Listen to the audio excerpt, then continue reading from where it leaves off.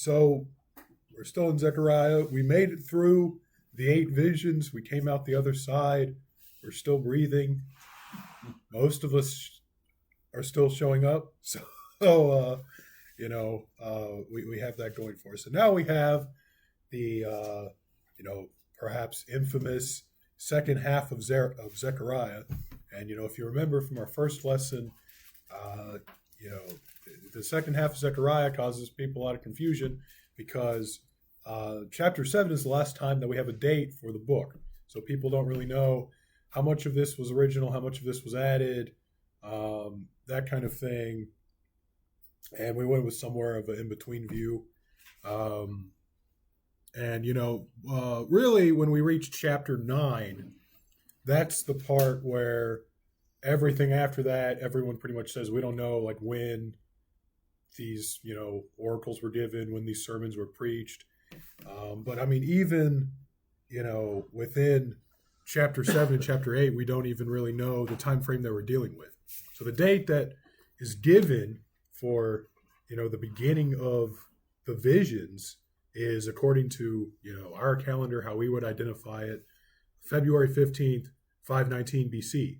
And then now at the beginning of chapter 7, which is the final date in the book of Zechariah, it's, again, as we would call it according to our calendar, December 7th, 518 BC. So almost 2 years after the visions began. So quite a bit of time has passed.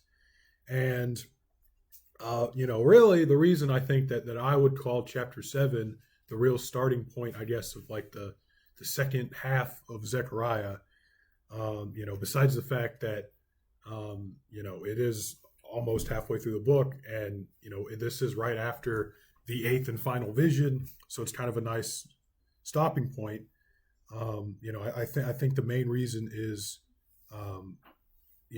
as opposed to having the last half start with chapter 8 or chapter 9, is that, the date in 7:1 is likely not the date for all of chapter 7 and chapter 8, right? When we get to chapter 9, at that point, everyone says we don't know, what the time frame for this is.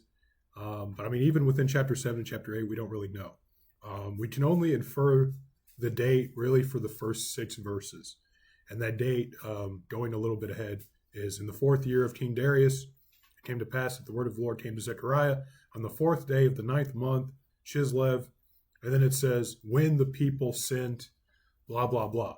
So the date that's given in chapter 7, verse 1, is attached to this group of people who have come to Jerusalem. So the moment that they essentially exit the narrative and they're no longer being talked about, then we don't really know where we are in terms of the timeline of Zechariah's ministry. So even within chapter 7 and chapter 8, we don't really have a definitive date for, the last half of chapter 7 and all of chapter 8. And we're going to, I guess, kind of get into that. And then chapter 8, we have the, thus says the Lord of Hosts sections where there's like, 10 different, thus says the Lord of Hosts. That's kind of a break in the book from what comes before it. So we can't really say, well, that belongs with the dating from chapter 7, because it's sort of a natural break in the book. And then, like we said, also, I mean, just the second half of chapter 7 is also kind of a break. So we can't even really say that belongs with the dating from verse 1 of chapter 7. So really, I mean, the only thing that we know for sure dating wise going forward is like the first 6 verses of chapter 7. And then everything after that we're kind of unknown. So that's why this is, basically what I would call, the last half of the book, unknown territory. So anyway, we are going to read the first 6 verses.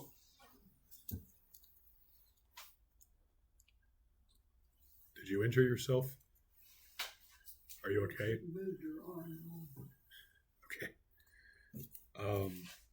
Okay. So we're going to read the first 6 verses, starting in verse 1. In the 4th year of King Darius, it came to pass that the word of the Lord came to Zechariah in the 4th day of the 9th month, Chislev, and the people sent Sherezer with Regem-Melech and his men to the house of God to pray before the Lord, and to ask the priests who were in the house, the Lord of hosts, and the prophets, saying, should I weep in the fifth month and fast as I have done for so many years.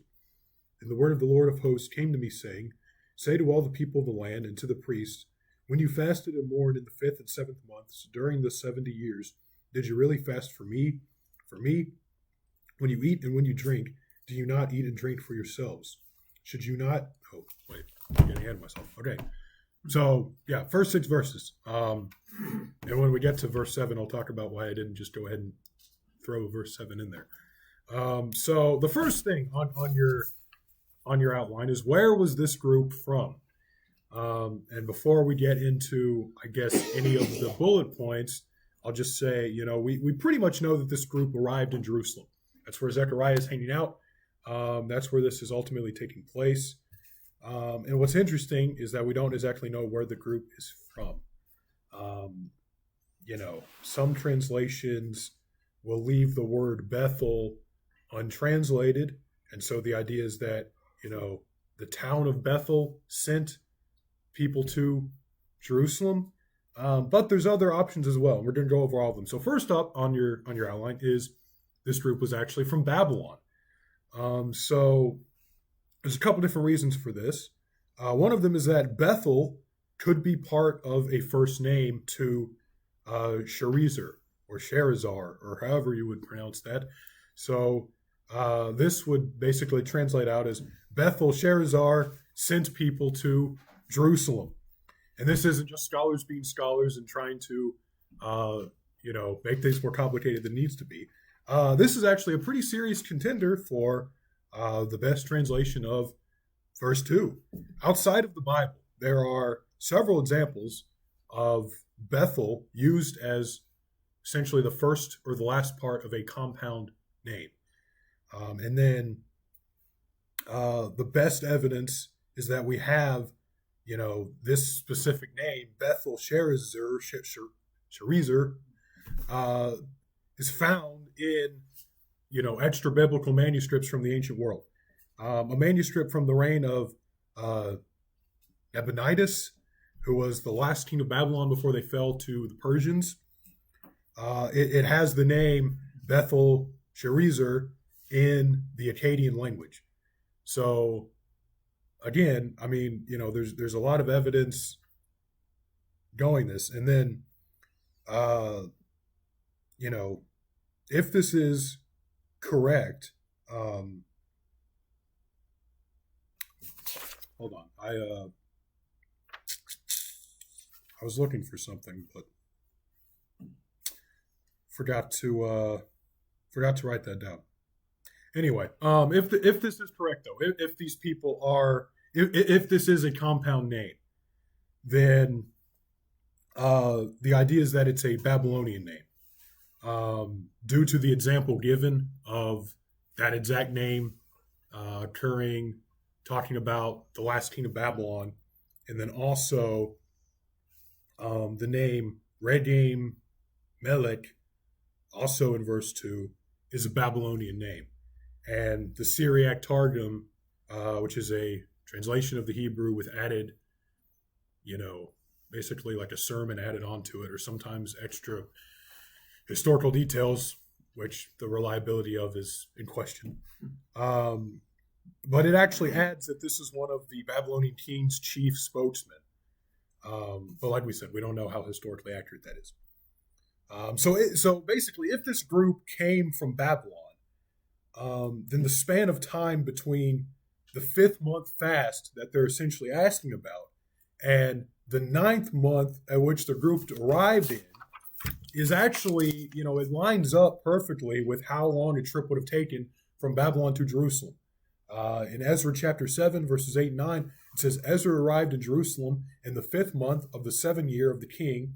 He had begun his journey from Babylon on the 1st day of the 1st month, and when he had arrived in Jerusalem on the 1st day of the 5th month, right?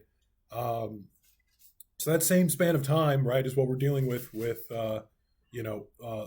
assuming that this group is from Babylon, right, from the time of the feast that they're asking about until the time that they arrived. And so basically the argument goes, right, you had this group of people in Babylon who were sent to Jerusalem to find answers about fasting before the next year's fast on next year's fifth month would roll around.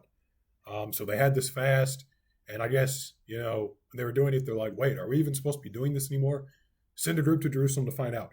However, I mean, there's nowhere within the text itself of Zechariah to indicate that the group departed in the fifth month. That was just the fast that they were asking about. So, we don't exactly know for sure there, but it's a pretty strong argument. Second, right, is that this group was actually from Bethel. And like we said, some translations will just leave it, like I think the NIV will literally just leave it like untranslated. In other words, right, it's just talking about the town of Bethel. Now, Bethel was only about 12 miles. It was 12 Roman miles, which is a little bit less than like our mile today, but about 12 miles from Jerusalem. Right, wouldn't groups be headed in and out of, Bethel to Jerusalem like every single day, right? Why would this be remembered? Why would this be significant? But I mean, Ezra chapter 2 reads, these are the people of the province who came up from the captivity of the exiles when Nebuchadnezzar, king of Babylon, had taken captives to Babylon.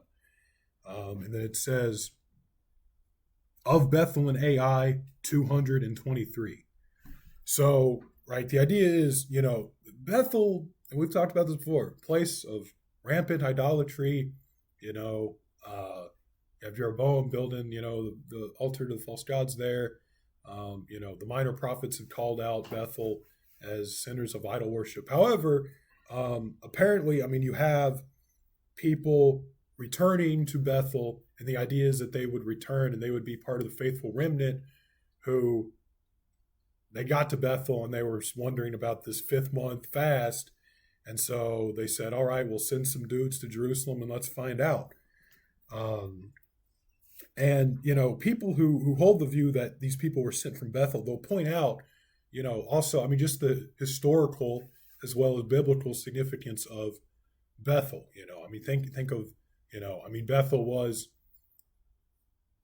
where people worshipped during the split kingdom, where people of the northern kingdom worshiped during the split kingdom. Bethel was, where, Jacob had his vision and dream and all that.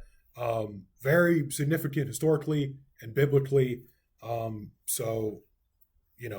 would kind of make sense. However, if these people were sent from Bethel, right, you do have to take into account, why would these people have Babylonian names?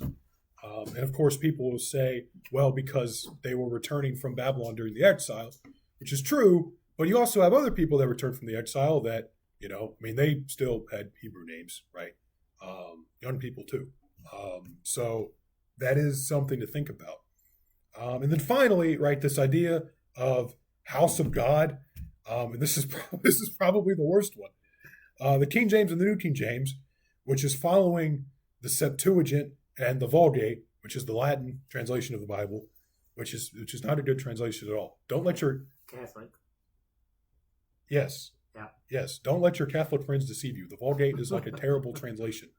Not because of anything against Catholicism. It's just from a linguistic standpoint, it is like a horrible translation. But anyway, that's neither here nor there. The King James and the New King James are following the Vulgate and also the Septuagint, which doesn't make Bethel the one who's sending the group, but makes Bethel essentially the place to where the group is being sent. So, right, rather than leave Bethel untranslated, meaning essentially the town of Bethel, they sort of literally render Bethel as, house of God. Because that's what Bethel means in Hebrew. House or, dwelling place of God. And so, right, the New King James, which is what I'm actually reading from, I feel like more times than not, I disagree with the translation philosophy of the minor prophets of the New King James. Overall, it's a good translation, but so some of the times they I think they miss the mark, and this is probably one of them. They just render out house of God, And so, right, I'll just compare. The NIV says the people of Bethel. So the NIV takes that they were sent from Bethel. The people of Bethel had sent Sherazar and Regem Melech together with their men to entreat the Lord. Then the New King James has when the people sent Sherazar with Regem Melech and his men to the house of God to pray before the Lord.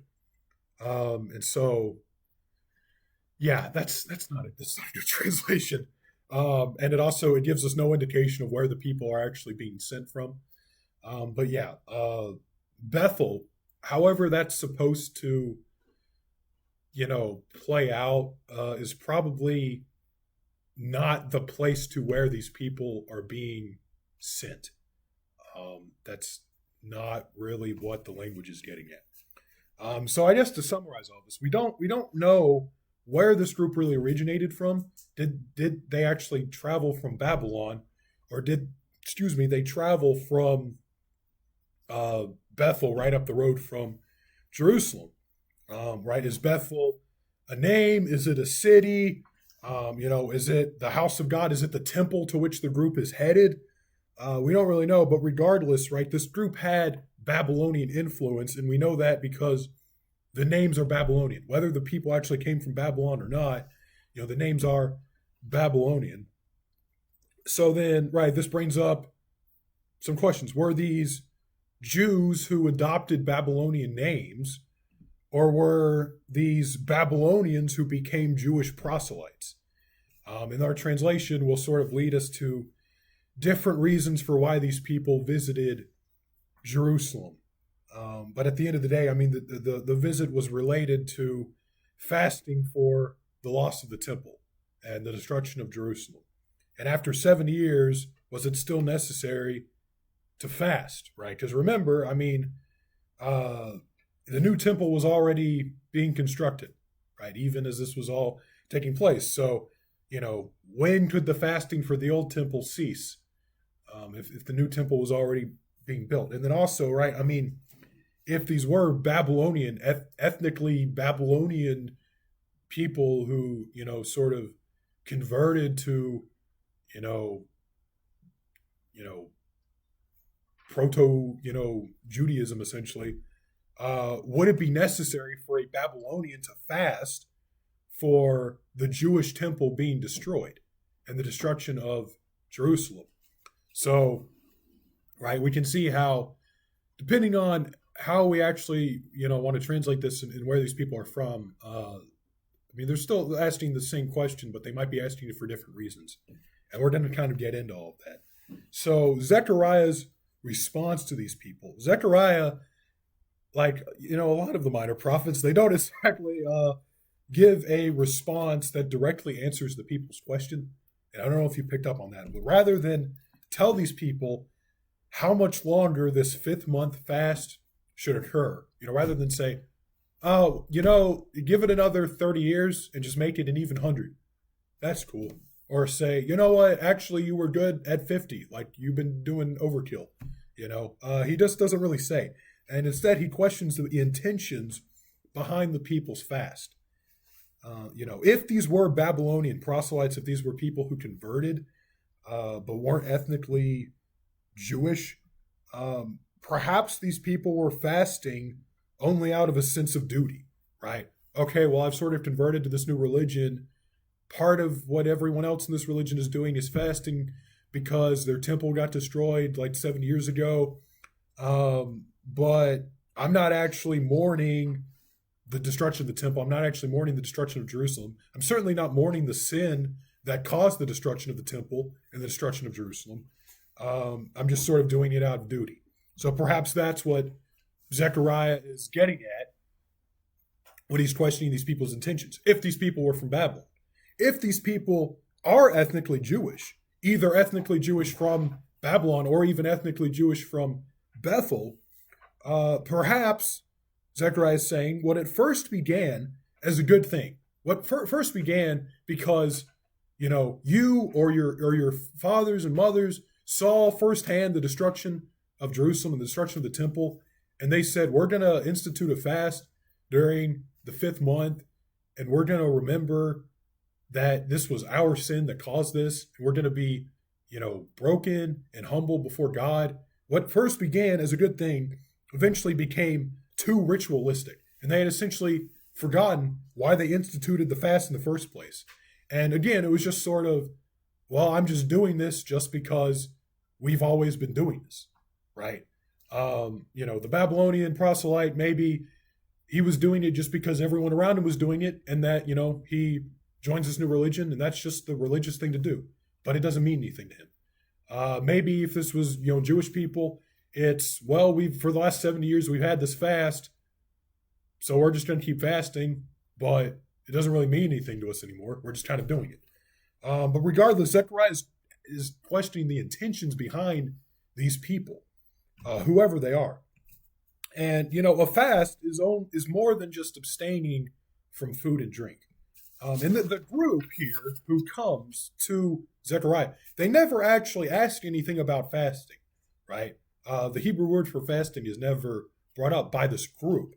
It's brought up by Zechariah in his response, but never by this group. The group talk about weeping and separating themselves. And then Zechariah uses the Hebrew word for fast. But the words that the group use, it reminds us, right, fasting is more than just not eating or, only eating, after sundown or whatever, right? It's mourning and being broken over our sins and separating ourselves from sometimes other people and sometimes in a communal setting, separating ourselves from normality, right? I'm going to intentionally do things out of the normal in order to remind myself of what happened. So, right, Zechariah asks, when you eat and when you eat and drink, do you not eat and drink for yourselves? And he adds an additional fast month, which is the seventh month. Now, this could be a couple of different things. This could either be the Day of Atonement, or this could be a fast specifically to remember the assassination of Judah's governor, Gedaliah, after the temple was destroyed, which also happened in the seventh month. So, right, assuming that it was a fast for the governor of Judah, which we don't know, but just assuming it is, Zechariah points out a problem with multiple fasts that are directly related to the exile, right? You have this fifth month fast that you're asking about. Well, when you're doing that, you're only eating and you're only doing that for yourselves. But you also have the 7-month fast, which is also related to the 5th month fast, because the 5th month fast is all about the destruction of Jerusalem, the destruction of the temple, which led to exile. But you have this other fast on the 7th month, which is also about the assassination of sort of the ruler of Judah, which also sort of tied into the exile. So, you have these two fasts that are about the exile. Neither one of them you're really doing in a biblical way, right? The group was not fasting because they mourned their sin that caused the exile and the destruction of Jerusalem. They fasted for themselves. And then when they broke that fast, when they ate and when they drank, they ate and drank for themselves. So, yeah, Zechariah pretty much tells it like it is here. Which we can appreciate. We've seen that a lot in the minor prophets. Going to start in verse 7, and we're going to finish out the chapter. Should you not have obeyed the words which the Lord proclaimed through the former prophets when Jerusalem and the cities around it were inhabited and prosperous, the south and the lowland were inhabited? And the word of the Lord came to Zechariah, saying, Thus says the Lord of hosts, execute true justice, show mercy and compassion, everyone to his brother. Do not oppress the widow or the fatherless, the alien or the poor. Let none of you plant evil in his heart against his brother. But they refused to heed, shrugged their shoulders, and stopped their ears so that they could not hear.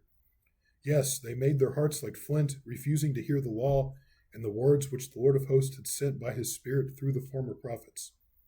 Thus great wrath came from the Lord of hosts. Therefore it happened that just as he proclaimed, they would not hear, So they called out, and I would not listen, says the Lord of hosts. But I scattered them with the whirlwind among all the nations which they had not known.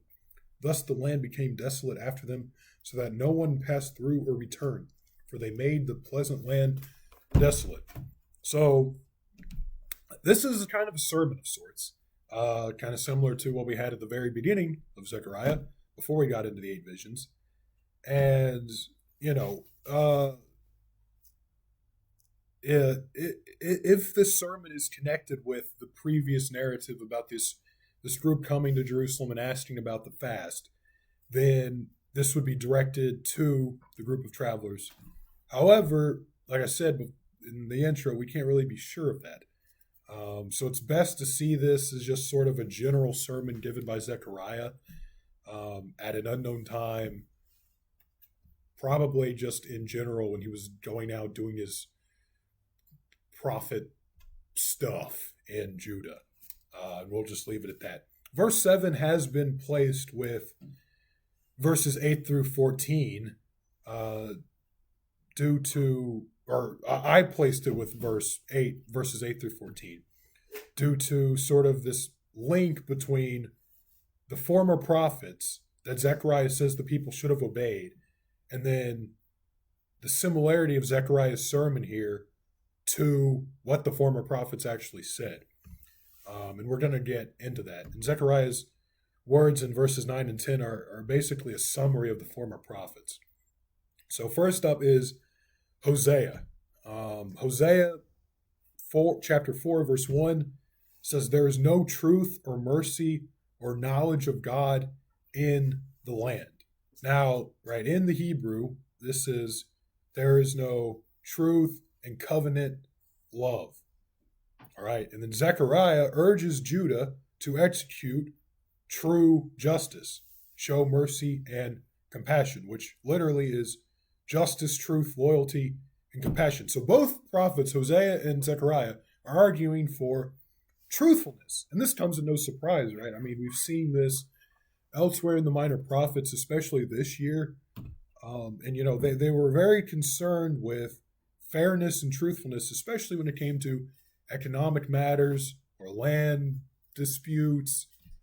So we've seen this play out before. What Zechariah is saying is very similar to what Hosea was saying. Then we get to Amos, and in Amos chapter 5, verse 24, it says, very, well known, let justice run down like water and righteousness like a mighty stream. Well, Zechariah, like we already said, advocated for justice here in chapter 7, verse 9. So again, he's sort of echoing the minor prophets and essentially summarizing the former prophets. And then we have Micah, and I did not actually put the verse reference for this, so I'm sure one of you can look it up. But what does the Lord require of you but to do justly, to love mercy, and to walk humbly with your God, right? So when Zechariah asks in verse 7, should you not have obeyed the words which the Lord proclaimed through the former prophets, he's then given a message from God that is essentially a summary of the former prophets, a summary of the prophets that came before him.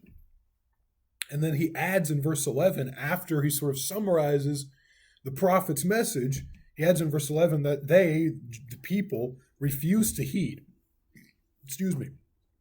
They shrugged their shoulders, they stopped their ears so that they could not hear.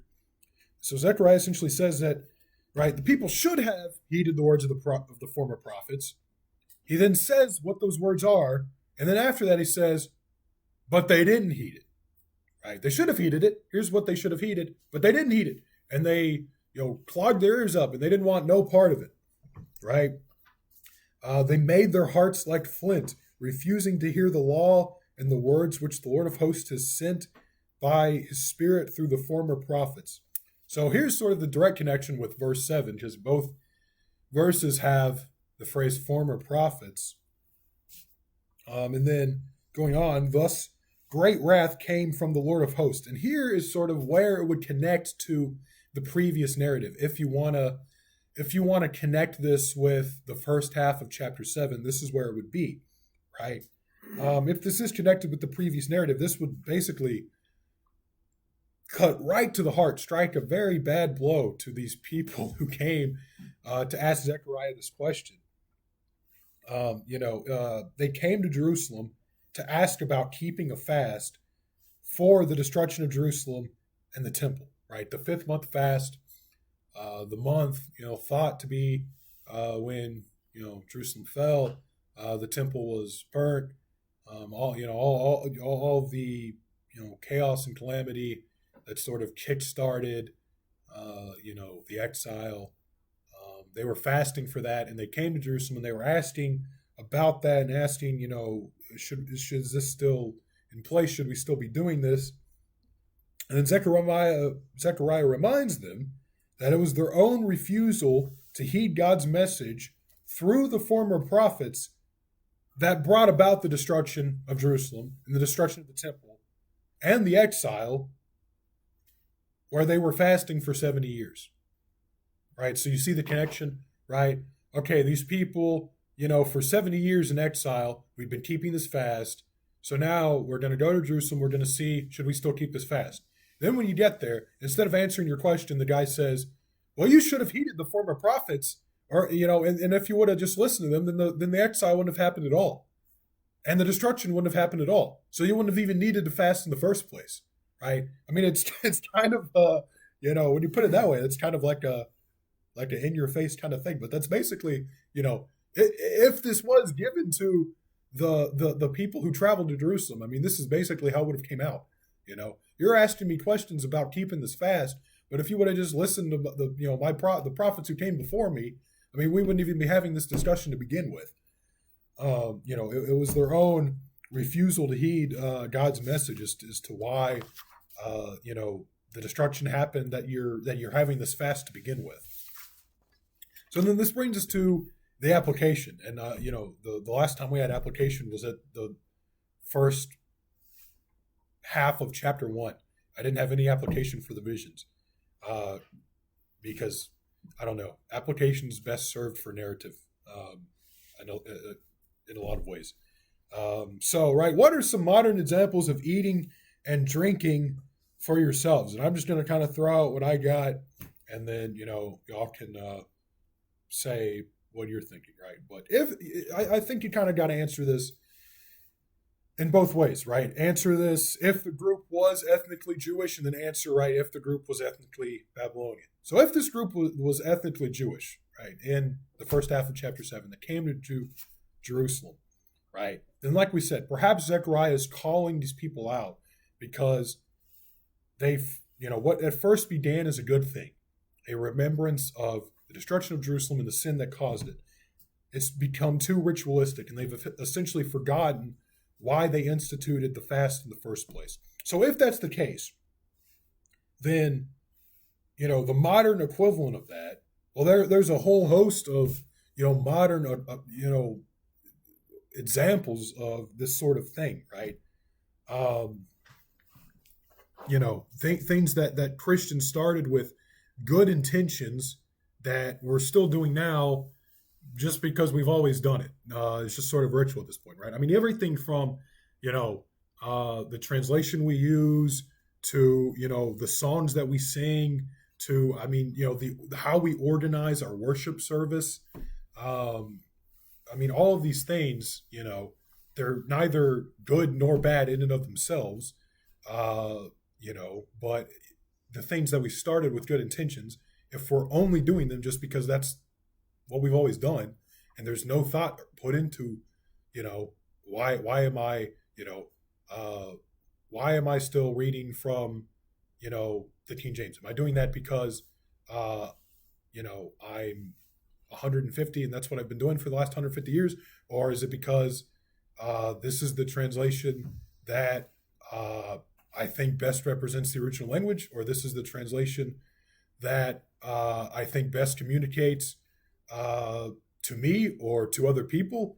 Right? If we don't have any answer to those questions, then what's the point of doing it? Right? I mean, the same with, right, the songs we sing, right? And the sad part is, right, I mean, most churches, they just kind of pick a hymnal or, pick the K-Love top 40, and they just, pick songs to sing without really putting any thought into like, oh, how does what I'm singing, you know, match up with anything else that we're doing in the worship service? But that's neither here nor there, right? But if we're just singing, the same songs of the hymnal because, well, we've always sung these songs of the hymnal, right? Then it's kind of pointless, right? But if we're singing them because they have, oh, well, this expresses a great theological truth that is timeless, even though the song itself might be dated, um, then that's a very valid reason to do what you're doing, right? The way you organize your service, right?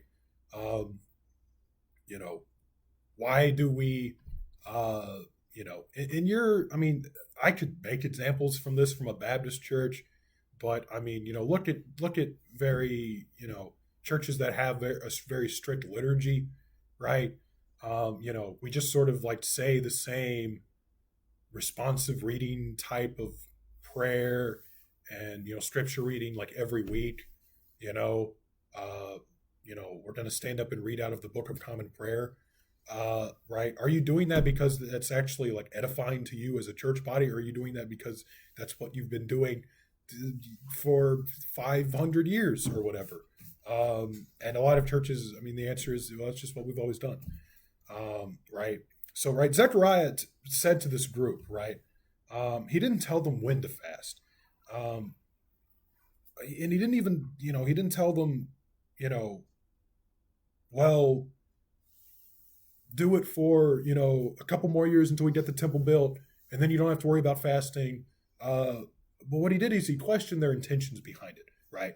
And if this group was ethnically Jewish, then he was basically saying, right, you or your parents or whoever started this with good intentions, but you're doing it right now.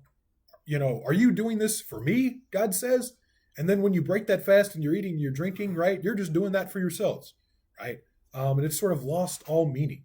So then the other side of this is, okay, if this group was ethnically Babylonian, right? And we said that, right? Okay, maybe what Zechariah is getting at is if these people actually are, right, Babylonian who maybe converted, during the exile time, right? Maybe they were fasting only out of a sense of duty to their new religion and not because they actually mourned for the temple and the sin that caused the temple to be destroyed.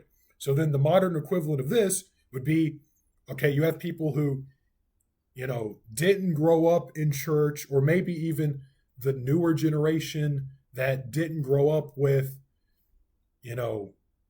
the traditions or the rituals that, certain churches have.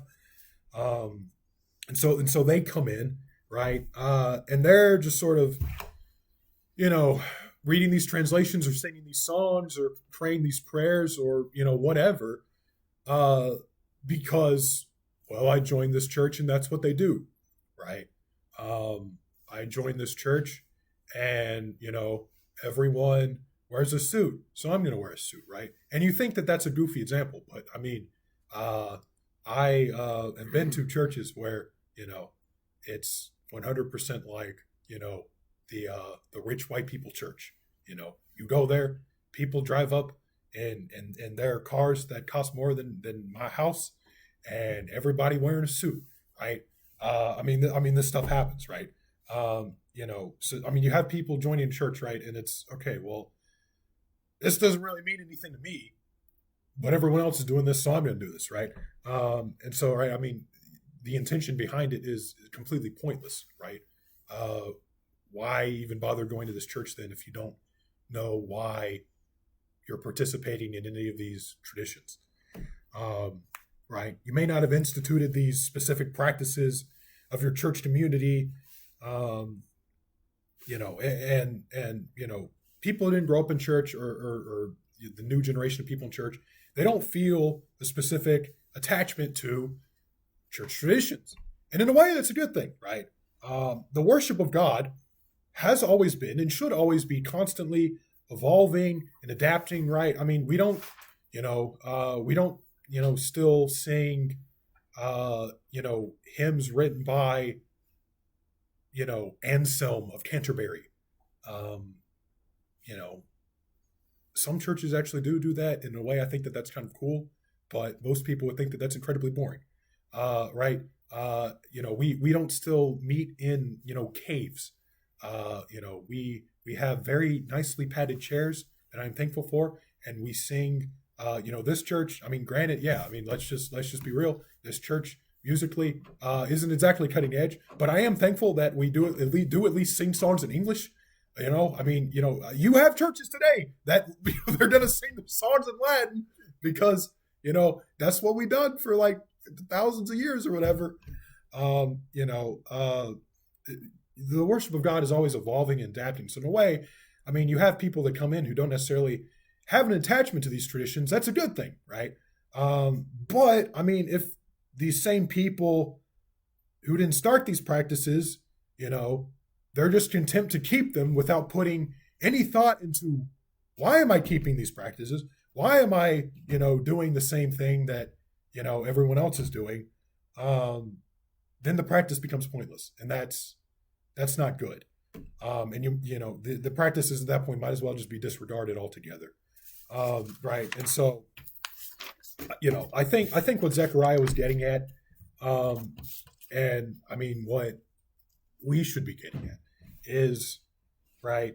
Uh, don't ask questions of like, well, how often should I do this thing, or when I do this thing, should I do it this way or should I do it that way? But ask ourselves, right, why are we doing this thing to begin with? And then, you know, the question was asked about fasting for the destruction of the temple, the destruction of Jerusalem. And Zechariah basically says, well, if you would listen to the former prophets, I mean, none of that would have happened to begin with. And so, I mean, we need to look at ourselves and say, right, do we think about our sin? Do we, on a, group level, right? I mean, there is definitely something biblically to the idea of like, you know, mourning over sin together as a group of people. Even if obviously every single individual didn't commit the exact same sin. So I mean, that's actually something that I think is missed in a lot of churches.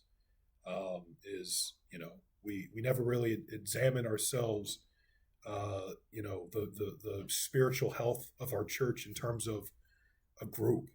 We all just sort of examine it as an individual. We say, "Well, I'm fine," um, but I think we're missing something. So anyway, this is the part where you get to answer and throw in whatever you would like to throw in um, for that or for anything that we've talked about, for that matter.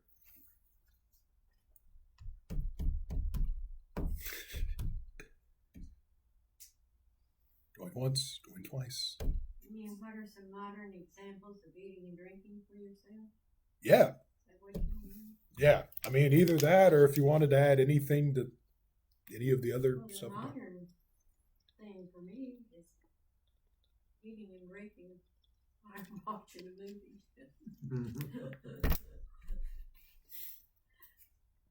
What? Nowadays. What are you thinking, Marcia? I don't know. That's a pretty deep subject. I know. Well, Paul talked about it in 2 Corinthians. When we do the Lord's Supper, it's always part of that passage. People have different motives for what they do, and Paul said if you're going to come together and everybody's not on the same plane, then you ought to eat before you come and that. And when everybody comes to the Lord's Supper, everybody needs to be on the same, coming from the same place. It's about observing the death and by the shedding the blood of Christ, and so he emphasized that to the Corinthian church. I think that's probably the best example, because you have, like we said, if the people had just listened to the prophets, then there would be no need to fast and to remember the destruction of Jerusalem and the sin that caused it, because there wouldn't be any destruction, there wouldn't be any sin. And I think that that's probably the best example, because the whole point of the Lord's Supper is we're remembering the death, burial, and resurrection of Jesus Christ and our sin that led to that. So, but if we're doing it not just out of ritual because, well, that's what we do, you know, however many times a year we take the Lord's Supper, 4 times a year, 2 times a year, whatever, well, that's just, what we do this time of year, we take the Lord's Supper. But if we actually are thinking about, okay, well, I'm remembering the fact that my own sin put Jesus on the cross, right? Had we just not, been selfish and not sinned and not thought that we could do things our own way, Jesus wouldn't have had to die. So that's probably actually the best example. Because again, it all goes back to the intention, right? Are you fasting because you're actually broken up about your sin that caused this horrible event? For us, are we taking the Lord's Supper because we're actually remembering the Son of God died on a cross because I am a terrible person? And then, right, he died not to just leave me as a terrible person, but to give me his holiness. So that's actually, that's probably the best example. That's one I thought of when I read that. So. There you go. I should have thought of that. I'm going to write that down. You will. I was thinking too, that we as individuals come to worship him in spirit and truth. Mm-hmm. And if we don't come with that attitude, everything's Off. Yeah. Well, that's the thing is you need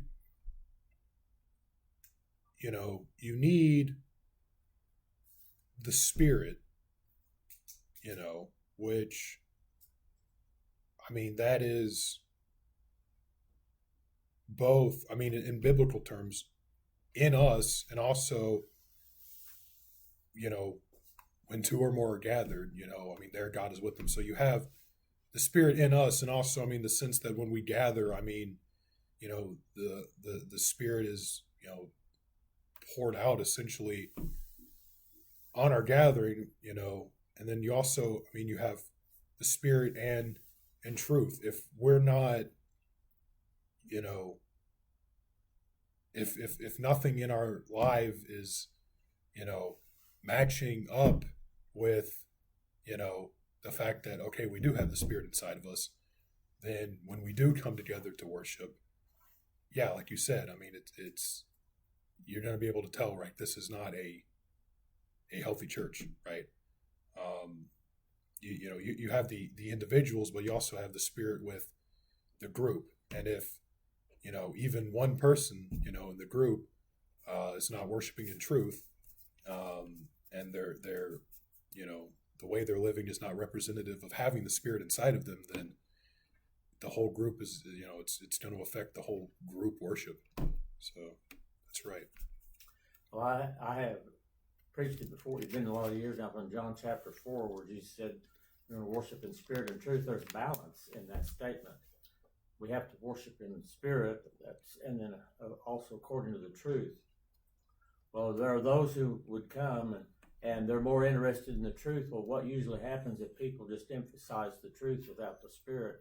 Well, they become very legalistic. And if they come with the idea, well, I don't care about the truth that much, I come to worship what I feel like is in the Spirit, and then you have all kinds of emotional, mysterious things, and that's where I think the charismatic movement comes from, because they're more interested in the supernatural and the spirit, spiritualized, which both of them are carnal when they think that way. And that's why when Jesus said that, it's got to be according to God's truth. It's got to be according to the Holy Spirit. And many people, if not most people, have their own ideas what that means. That's why we have all the variety of denominations around us. One of the things that last night at jail ministry that I talked about was different reasons why people seek Jesus, which you heard this because it was the same thing that I used at YAM last semester. But, right, I mean, some people, Jesus is, just sort of a history book. And, okay, well, I'm going to, read the Bible, like I would read, the Odyssey or something. I don't know.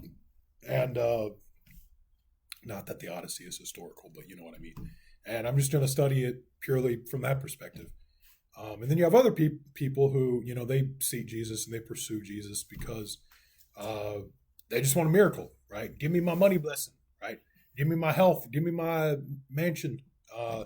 You know, and I mean, yeah, neither one of those is good. You know, if you only seek truth just in an objective facts and knowledge standpoint, then yeah, I mean, obviously, you know, might as well, you know, why call yourself a Christian? Just, you know, uh, call yourself an agnostic and study every known religion, which I think you probably should study other religions so you know what they teach. But you know, And what not to do. and no what not to do. But right, I mean, you know, if you're going to call yourself a Christian, but that's all that Christianity is to you, is a list of here's what they believe, then why even call yourself a Christian? Just call yourself an agnostic. But at the same time, if the only reason you're pursuing Jesus is I want my money and I want my, you know, health and, you know, whatever, then yeah, I mean, you are missing the fact that, you know, okay, well, we do still have, you know, truth. I mean, this is not 100% spiritual, money falling from the sky, you know, demons being cast out, people being, you know, crippled people getting healed. But I mean, we're also rooted in reality. I mean, the best example of the merger of these two is once again the life of Jesus Christ. I mean, you have the Son of God, you know, descending and coming down on earth and being born of woman and living on earth. You have the spiritual realm and the physical realm uniting, and that will once again happen. But anyway, so I've rambled on too long, and we need to do a prayer meeting. So, Well, there's one more thing. Several years ago, I distributed a sermon that was preached in the 1960s called 10 Shekels in a Shirt. Y'all, any of you remember that? Way back when? And one of the conclusions he comes to is if the only reason you're seeking Jesus or seeking salvation, whatever, so what you can get out of it, then you're, you know, it's nothing more than just like, well, the Levite is mentioned in the book of Judges chapter 17, which was his biblical text. He said, you're just seeking for something and not really seeking the real thing. And that's a lot of people, that's why they go to church or why they do certain things that are supposedly spiritual or religious. Because what can I get out? If I do this, what am I going to get out of it? And that's the principle that could be applied to all kinds of different denominations and stuff. And it's not about what we can get out of it, because the real purpose of salvation is to bring glory to God. Marriage is not about us. That's not about us. Said that again today in jail ministry. Yeah, that's just huge. You know, one sentence, the first sentence in that book, Purpose Driven Life, it's not about you. And that says a whole lot. Well, it implies a whole lot anyway. But. We ready? I am ready or not. Here you come.